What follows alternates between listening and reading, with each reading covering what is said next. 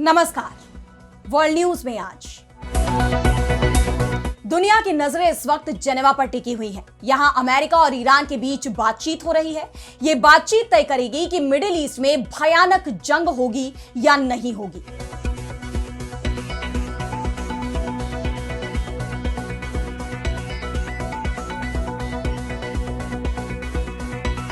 बातचीत से पहले ही दोनों देशों के बीच तनाव भी बढ़ता दिखाई दे रहा है। अमेरिका ने ईरान पर नए प्रतिबंधों का ऐलान कर दिया है। वहीं ईरान ने भी साफ कह दिया है कि वो अपना परमाणु कार्यक्रम किसी भी कीमत पर बंद नहीं करेगा। इस बीच रूस और चीन ने ईरान को खुले समर्थन का ऐलान कर दिया है। चीन ने तो अमेरिका पर कार्रवाई की भी धमकी दे दी है। तो ईरान के साथ आए चीन और रूस, अमेरिका की उड़ी नींद। और यही कारण है कि अब अमेरिका की तरफ से यह भी खबर आ रही है कि वो जंग शुरू नहीं करेगा। जंग का फैसला अमेरिका ने इजराइल के पाले में डाल दिया है, यानी पहला हमला इजराइल करेगा। इसके बाद अमेरिका मदद के बारे में सोचेगा।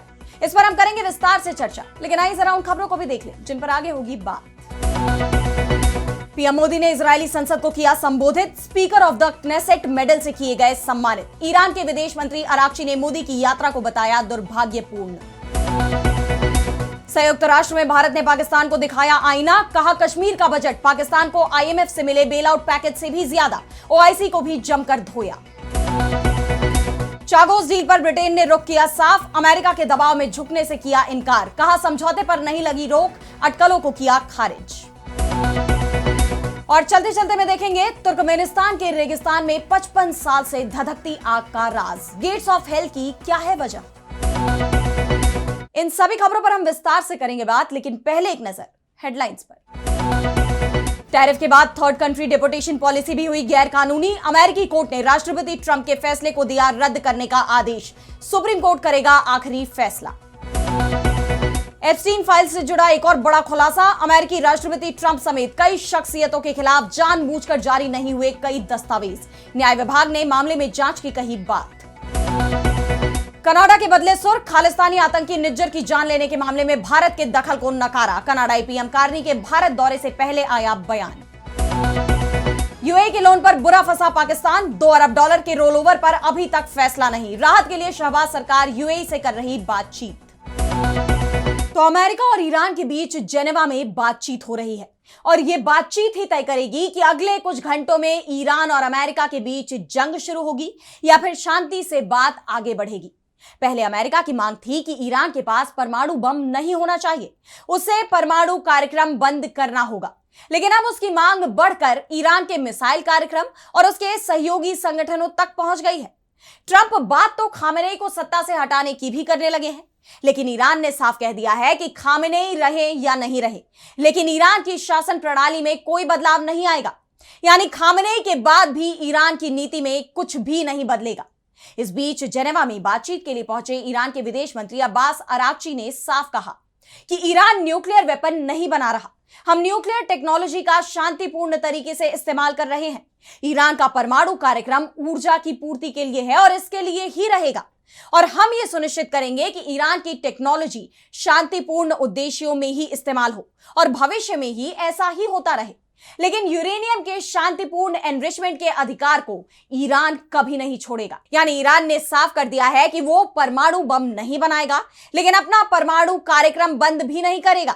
जबकि अमेरिकी राष्ट्रपति डोनाल्ड ट्रंप धमकी दे रहे हैं कि ईरान को हमले से बचने के लिए अमेरिका की सभी शर्तें माननी ही पड़ेंगी।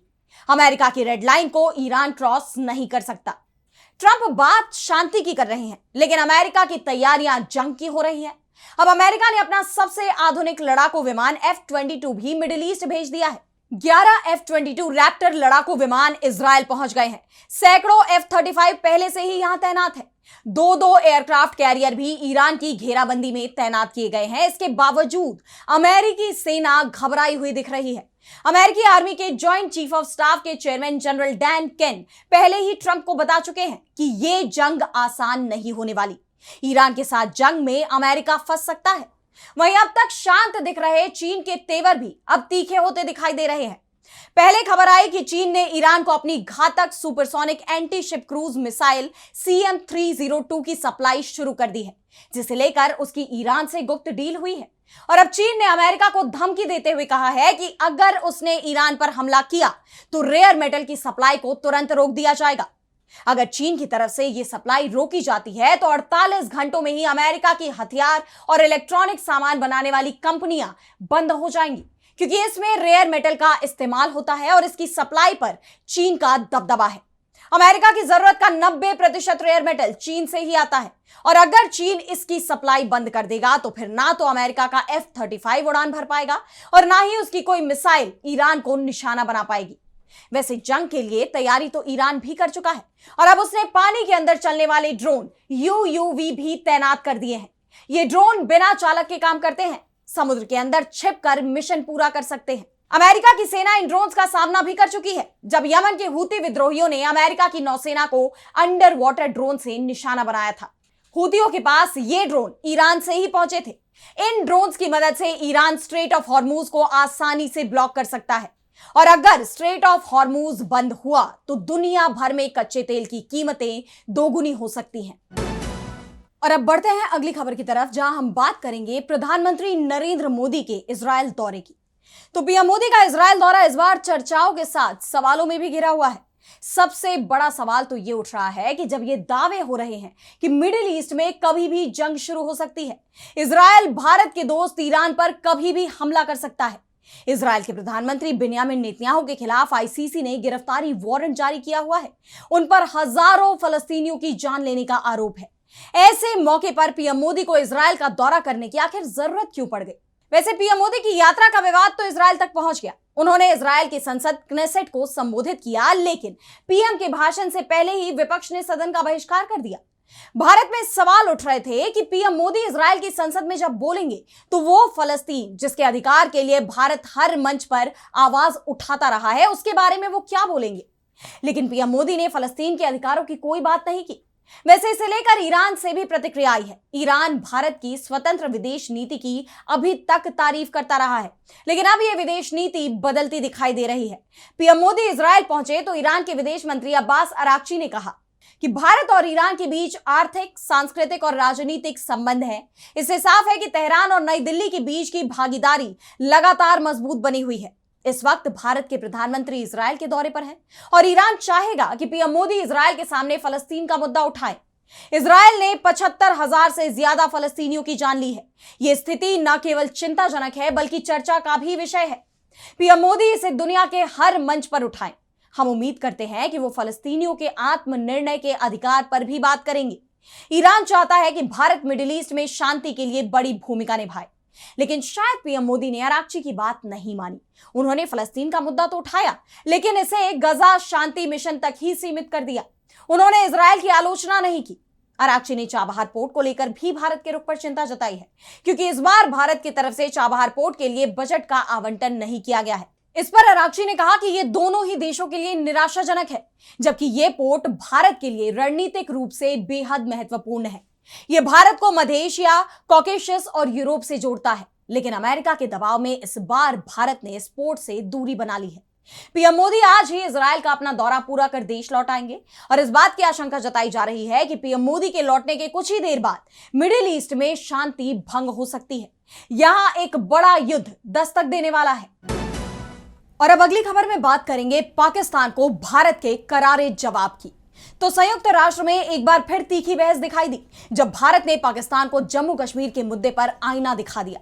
संयुक्त राष्ट्र मानवाधिकार परिषद के 55वें सत्र में पाकिस्तान ने हमेशा की तरह कश्मीर का मुद्दा उठाया और भारत को घेरने की कोशिश की, लेकिन भारत ने उसे उल्टा सुना दिया। भारत की डिप्लोमेट अनुपमा सिंह ने पाकिस्तान के साथ ही इस्लामिक देशों के संगठन OIC को भी फटकार लगाई।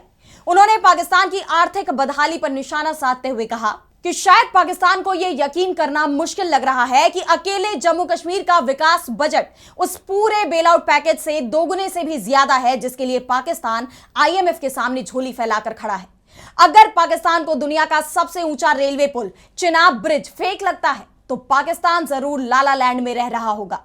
आप जानते हैं कि पाकिस्तान बार बार अंतर्राष्ट्रीय मंचों पर कश्मीर का मुद्दा उठाकर यह बताने की कोशिश करता है कि भारत सरकार यहां के लोगों की इच्छा का सम्मान नहीं करती।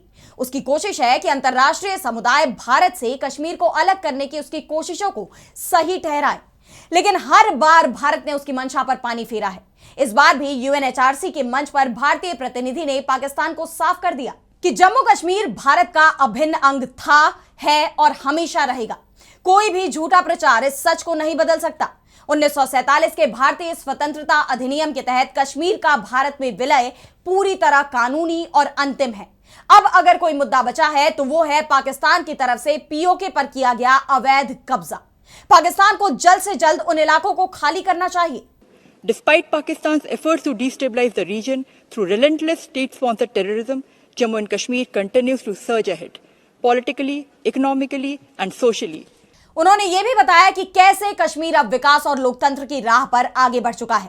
उन्होंने कड़ी चेतावनी दी है कि जल्दी ही कश्मीर पर कब्जे की चाह रखने वाला पाकिस्तान पीओके से भी हाथ धो बैठेगा।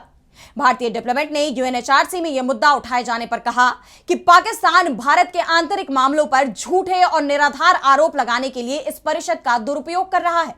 और यही नहीं, उन्होंने मुस्लिम देशों के संगठन ओआईसी को भी जमकर सुनाया। अनुपमा सिंह ने कहा कि ओआईसी पूरी तरह से एक देश यानी पाकिस्तान के प्रोपेगेंडा का गुलाम बन चुका है। यह संगठन अब केवल पाकिस्तान की राजनीतिक मजबूरियों को दोहराने वाला एक इको चैम्बर बनकर रह गया है। वो पाकिस्तान के प्रोपेगेंडा को आगे बढ़ाने के लिए एक टूल की तरह काम कर रहा है। भारत ने पाकिस्तान के प्रोपेगेंडा को संयुक्त राष्ट्र में सिरे से खारिज कर दिया है। और अब अगली खबर में बात करेंगे ब्रिटेन के अमेरिका को जवाब की। तो ब्रिटेन ने साफ कर दिया है कि वो अमेरिका के दबाव में नहीं है, उसके फैसले अपने हैं।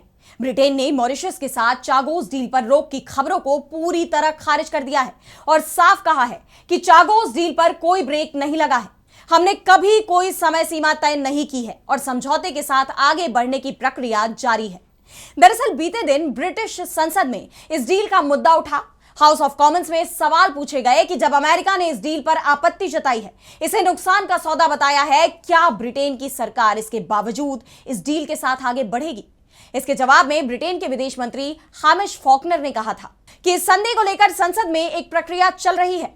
हम अमेरिका के साथ इन चिंताओं पर चर्चा कर रहे हैं। अमेरिका के साथ बातचीत लंबित होने तक चागोस द्वीप समूह को सौंपने के लिए मंजूरी की प्रक्रिया रोक दी गई है। हम उचित समय पर इसे संसद में फिर उठाएंगे। हम अपने अमेरिकी समकक्षों के साथ चर्चा के लिए कुछ वक्त के लिए विराम ले रहे हैं। उनके इस बयान ने ब्रिटेन की सियासत में हड़कंप मचा दिया। सवाल उठने लगे कि क्या अमेरिका के दबाव में ब्रिटेन ने घुटने टेक दिए हैं? विवाद बढ़ता देख विदेश विभाग ने तुरंत ही एक सफाई जारी की और बताया कि फॉकनर ने गलत कहा है। उन्होंने ये तो साफ किया कि डील पर कोई रोक नहीं लगी है और साथ ही ये भी कहा कि हम अमेरिका के साथ बातचीत कर रहे हैं और हमने साफ कर दिया है कि उनके समर्थन के बिना हम आगे नहीं बढ़ेंगे। अब चागोस द्वीप के रणनीतिक महत्व के बारे में बात करें तो ये द्वीप समूह हिंद महासागर में स्थित है और ब्रिटेन 19वीं शताब्दी की शुरुआत से ही इस पर नियंत्रण रखता आया है। लेकिन अब इस समझौते के तहत ब्रिटेन मॉरिशस को इस क्षेत्र की संप्रभुता सौंप देगा और सबसे बड़े द्वीप पर स्थित ब्रिटेन और अमेरिका के संयुक्त सैन्य अड्डे को पट्टे पर वापस लेने के लिए हर साल औसतन 101 मिलियन पाउंड भुगतान करेगा। ब्रिटेन इस समझौते की पुष्टि के लिए कानून पारित करने की प्रक्रिया में है। अमेरिकी राष्ट्रपति डोनाल्ड ट्रंप ने जरूर इस फैसले पर कड़ी आपत्ति जताई है। उन्होंने साफ कहा है कि अमेरिका अपने सैन्य अड्डे को किसी और के हाथ में जाने नहीं देगा। ऐसे में इस डील को लेकर ब्रिटेन और अमेरिका में हालात तनावपूर्ण हो गए हैं। अब देखना यह होगा कि अमेरिका के विरोध के बावजूद क्या इस डील पर मुहर लग पाएगी। और अब चलते चलते में बात करेंगे 55 साल से धधक रही आग की, गेट्स ऑफ हेल। यह नाम सुनने में किसी हॉलीवुड फिल्म का टाइटल लगता है, लेकिन मध्य एशिया के देश तुर्कमेनिस्तान के काराकोरम रेगिस्तान की यह हकीकत है। जी हां, यहां एक ऐसी जगह है जहां पिछले 55 सालों से आग जल रही है और इसी जगह को दुनिया गेट्स ऑफ हेल के नाम से जानती है। और ये कोई कुदरती घटनाक्रम नहीं है, बल्कि इंसानी चूक का नतीजा है। तो आइए जानते हैं गेट्स ऑफ हेल की पूरी कहानी। तो 1971 में जब यह इलाका सोवियत संघ का हिस्सा था, कुछ भूवैज्ञानिक यहां प्राकृतिक गैस यानी नेचुरल गैस की तलाश में ड्रिलिंग कर रहे थे। काम के दौरान अचानक जमीन धंस गई और 70 मीटर चौड़ा एक गड्ढा बन गया। वैज्ञानिकों को डर था कि इस गड्ढे से निकलने वाली जहरीली मीथेन गैस आसपास के गांवों और मवेशियों के लिए जानलेवा साबित होगी। उस वक्त वैज्ञानिकों ने एक तरीका आजमाया जो अब एक चूक साबित हुआ। उन्होंने सोचा कि अगर गड्ढे में आग लगा दी जाए तो गैस कुछ ही हफ्तों में जलकर खत्म हो जाएगी। उन्होंने माचिस तो सुलगा दी, लेकिन उनका अंदाजा गलत निकला। वो आग आज यानी 2026 में भी धधक रही है। यह गड्ढा करीब 230 फीट चौड़ा और 100 फीट गहरा है। रात के अंधेरे में जब मीलों दूर तक इसकी नारंगी लपटें चमकती हैं तो ऐसा लगता है मानो पाताल का रास्ता खुल गया हो। यहां से निकलने वाली लपटों की आवाज और मीथेन की गंध किसी के भी पसीने छुड़ाने के लिए काफी है। तुर्कमेनिस्तान सरकार के लिए यह गड्ढा अब एक बड़ा सिरदर्द बन चुका है, क्योंकि इससे बेशकीमती गैस बर्बाद हो रही है और पर्यावरण को नुकसान भी पहुंच रहा है। इसकी रोकथाम के लिए क्या कदम उठाए गए हैं, अब आइए एक बार उन्हें भी जान लेते हैं। तो 2022 में इसे बुझाने के लिए एक बड़ा प्रोजेक्ट शुरू हुआ। 2025 तक नई तकनीक और वेल्स के जरिए गैस का बहाव मोड़ा गया, जिससे आग की तीव्रता काफी कम हुई है। आज 2026 की स्थिति यह है कि वो भयंकर लपटें अब छोटी छोटी चिंगारियों में बदल रही हैं, लेकिन गेट्स ऑफ हेल का पूरी तरह बंद होना अभी भी बाकी है। ये जगह हमें याद दिलाती है कि कुदरत के साथ की गई एक छोटी सी छेड़छाड़ का नतीजा कितना खतरनाक हो सकता है। फिलहाल आज इस वर्ल्ड न्यूज में इतना ही। देश दुनिया की तमाम बड़ी खबरों के लिए आप देखते रहिए डीबी लाइव और मुझे दीजिए इजाजत। नमस्कार।